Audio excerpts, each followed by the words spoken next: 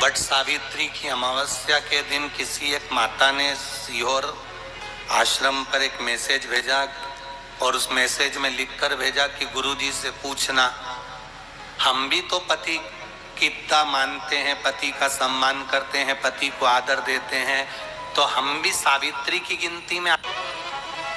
सीहोर से मैसेज आया कि गुरुजी वो ऐसा ऐसा पूछा गया है, आप बताओ क्या कहना है। हमने कहा कह दो, जब बट सावित्री आती है तभी तुम पति को प्रणाम करती हो, जब दिवाली आती है तब पति को प्रणाम करती हो, जब करवा चौथ आती है तभी चलनी में मुंह देखती हो, बाकी के समय तो तुम जूड़ा बांध के ऐसी बोलती हो कि पति थर थर कांपता है।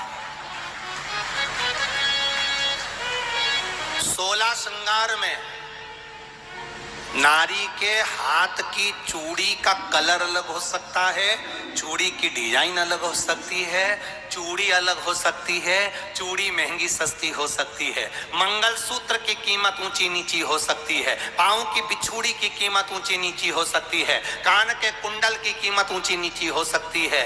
तुम्हारे शरीर पर जितने जितने 16 श्रृंगार हैं उसकी कीमत ऊंची नीची हो सकती है। केवल मंगलसूत्र की डिजाइन बदल सकती है, नाक की लौंग की डिजाइन बदल सकती है, कान के बुंदे की डिजाइन बदल सकती है, हाथ की चूड़ी की डिजाइन बदल सकती है, पांव की पायल की डिजाइन बदल सकती है। केवल नारी के 16 श्रृंगार में एक श्रृंगार ऐसा है जिसकी कीमत जो पहले थी वही कीमत आज तक है और उसकी डिजाइन आज तक नहीं बदली। वो मांग का सिंदूर है, एक जैसी डिजाइन है और एक जैसी कीमत है। सारे श्रृंगार की कीमत अलग, पर मांग में जो सिंदूर डाला जाता है वो एक कीमत का होता है, एक डिजाइन का होता है और एक जैसा होता है और वो सबसे भारी होता है। सावित्री यमराज से कह रही है मेरे पति को छोड़ दो। यमराज कह रहा है सावित्री तेरा पति मर चुका है, मांग के सिंदूर को पोंछ दे। सावित्री कहती है पूरा श्रृंगार उतार दूंगी पर मांग का सिंदूर नहीं पूछने दूंगी। तब यमराज ने कहा जब तक तू मेरे मांग का अपनी मांग का सिंदूर नहीं उतारती तब तक तू मेरे पास नहीं आ सकती। भगवान यमराज से सावित्री ने कह दिया मैं भी तुझे वचन देती हूँ यमराज, मेरी मांग में जब तक सिंदूर है, जैसे सीता ने लाइन, लक्ष्मण जी ने लाइन खींच दी थी और सीता पार नहीं जा सकती थी, मैं भी तुझे वचन देती हूँ जब तक नारी की मांग में सिंदूर है तब तक तू उसके पति को उसके सामने लेकर नहीं जा सकता। ये भी मैं तुझे कह देती हूँ। यमराज भैंसे पर सवार होकर सत्यवान को लेकर जा रहा था, सावित्री से वचन पर वचन चल रहे थे, अड़ के पेड़ के नीचे छोड़कर आए। क्या चाहिए तुझको, क्या चाहिए तुझको, क्या दूं मैं तुझको, कुछ मांग ले मुझसे। सावित्री कहती है क्या दोगे आप, मेरे पति के प्राण दे दो बस वापिस, और कुछ नहीं चाहिए। जब यमराज यमलोक में प्रवेश करने लगा, मांग के सिंदूर में से थोड़ा सा सिंदूर सावित्री ने केवल हाथ में लेकर अपनी बिंदी पर जो लगाया, सत्यवान को लेकर यमराज अंदर नहीं जा पाया। बाहर खड़े होकर कहता है मांग ले, मैं तुझे एक वचन नहीं, तू बोले तो मैं 2 वचन दे देता हूँ, तू बोले तो मैं 3 वचन दे देता हूँ, तू मांग क्या चाहिए। तब सावित्री ने कहा देना चाहते हो, हाँ। अब यमराज को लगा कि लालच में पड़ गई सावित्री, तब कहा पहला वचन दीजिए मेरे अंधे सास ससुर के नेत्र वापिस आ जाएं। यमराज ने कहा तथास्तु। दूसरा वचन दीजिए मेरे सास ससुर अपने पोता पोती का मुख देखें। यमराज ने कह दिया तथास्तु।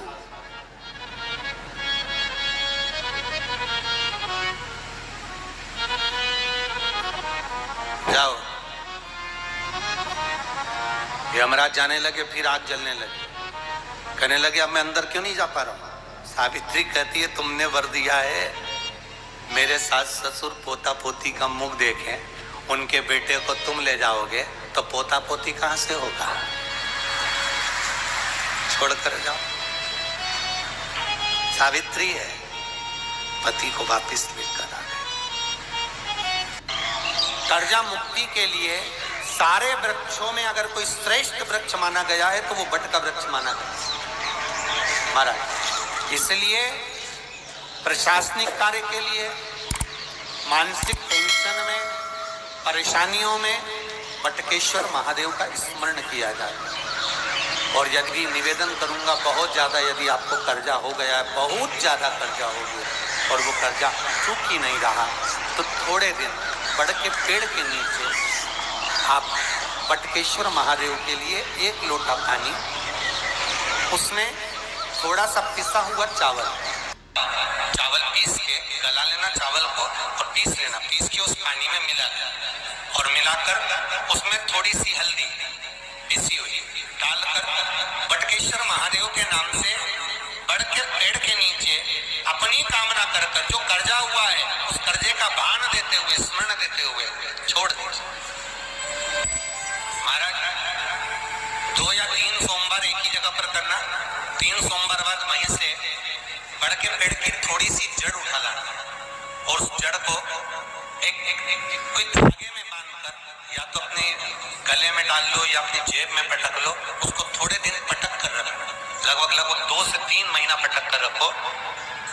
वो जड़ जैसे बड़का पेड़ विस्तार होता है, पानी गिरे ना गिरे, जल वृष्टि हो ना हो, गर्मी पड़े ना पड़े, उसको कोई फर्क नहीं पड़ता। बड़का वृक्ष आप रूप फैलता जाता, उसकी जड़ें अपने आप प्रबल होती है। उसी तरह ये बटकेश्वर महादेव कहीं से भी अगर जड़ आपके पास में रखी है 1 महीना, 2 महीना, 3 महीना तक, तो ये जड़ अपने आप लक्ष्मी को पकड़कर खींच कर लाती है और कर्जे से मुक्त कर दे। बटकेश्वर महादेव। हेलो फ्रेंड्स, आपको ये जानकारी अच्छी लगी तो please like share and subscribe my channel. Thank you for watching my video.